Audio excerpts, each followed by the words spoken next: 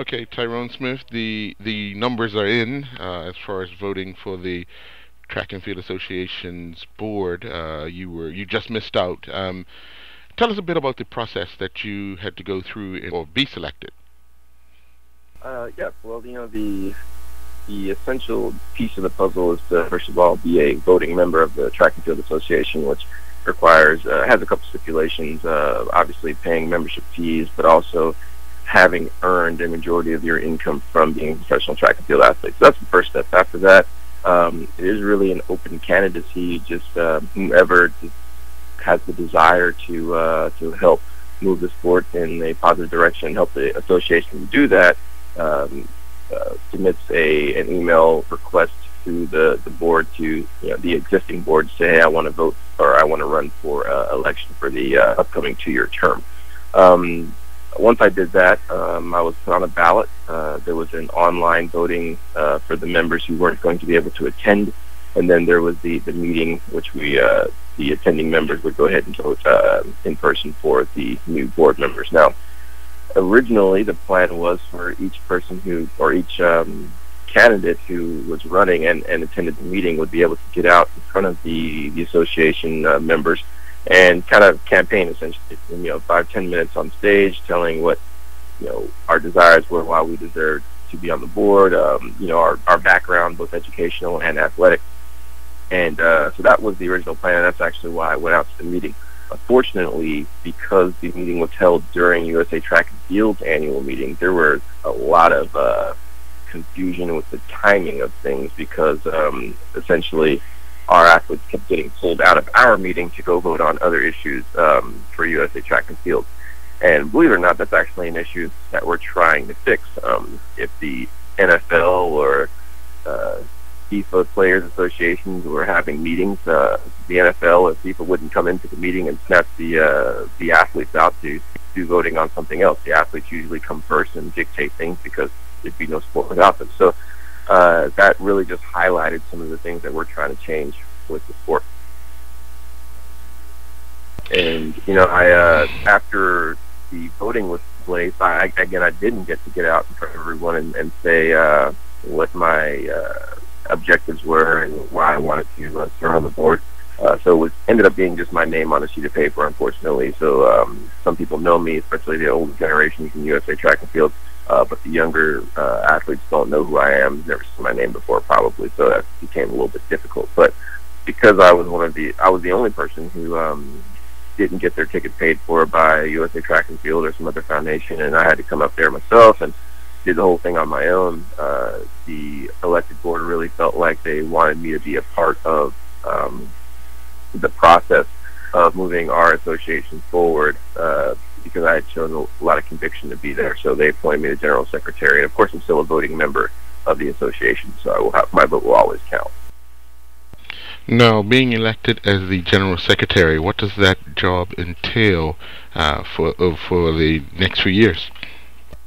Yeah, well, the bylaws kind of give you it's more of a framework than a specific job. But of course, I'm going to be taking the meeting minutes and whatnot, and keeping the organizational structure of the meetings, and go ahead and getting the minutes and all that information out to our association members as they take place. We have a conference call twice a month and an annual meeting, and then we'll probably hold some interim meetings every now and then, as well as we see fit or as needed. But also on top of that, I'm going to be responsible for social media, Twitter and Facebook and all that stuff, to help keep the word out in terms of things that we're doing in the athlete's benefit, or for the athlete's benefit rather. So yeah, it's going to be a lot of record keeping, but also a lot of promoting rather, or marketing for the association, trying to get the word out so we can get more membership, and also managing the social media feeds, which I'm actually pretty good at. So I'm excited about that. Now, what does that do for you in your ability to be able to still compete? Oh, it's a lot of it's going to be electronic, emails and social media and all that, and the meetings that will be holding, the annual meetings that I'll be responsible for recording minutes for and all that stuff. a lot of the meetings will be centered around major track and field events, so that most of us who are still competing actually will be in the same place at the same time. So World Championships, Olympics, in some cases like USA Track and Field National Championships, which are normally an off week for me anyway. It'll be centered around times where everyone's in the same place at the same time. There is about 60% of the board are actively competing athletes, so there's going to be some concessions made so that we can all be there and handle business. Now, on top of the getting the word out, the message about track and field to the members around, we all know the touchy subject of WADA, and is this something that your committee will be discussing on how we can address the issues of doping, both athletes and coaching, and just the sport in general? Absolutely. Track and Field Athletes Association is vehemently opposed to doping. Matter of fact, you can't even be a member if you have doping allegations on your record. So, because we're trying to really promote a clean sport and fair play. And one of the president of the Track and Field Athletes Association, Adam Nelson, is actually pending a gold medal from the 2004 Olympic Games, because the guy who got the gold back then has they retested his sample just a few weeks back and found that he had taken some banned substances. So obviously it's an issue that hits really close to home for our president and for all of us, really, because it's no one wants to go to practice every day and give everything they have and feel like they don't have a chance, which is the case in some events. People, who train clean and stay clean don't have a chance of winning medals. Unfortunately, the technology of doping is a lot more advanced than the technology of testing. So that is something that we are going to be discussing in our meetings and trying to figure out how we can change the culture, because unfortunately it doesn't matter how much testing is done, the dopers will always be a step ahead. So it needs to be a culture change within the sporting world, and it's not just our sport, but we can definitely do our part. Now, back to the election process.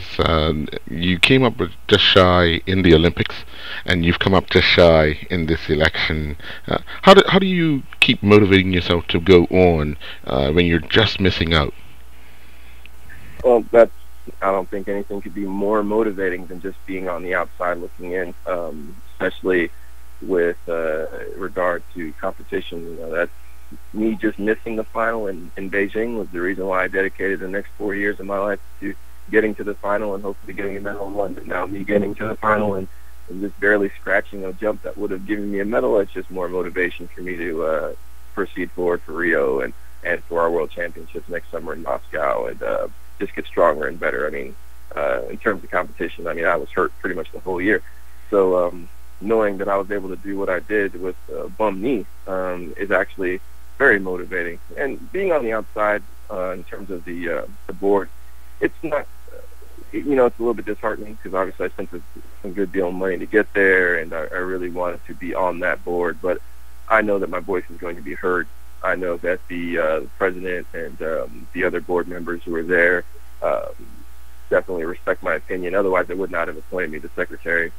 They have a lot of options for that, but they appointed me that so that I could be part of the process. So I know that my voice will be heard. I know that I'll be a part of progress, and that hopefully through some of my hard work and the work of the other members, there will be an actual union one day, and just leave the sport in a better position from where we found it in.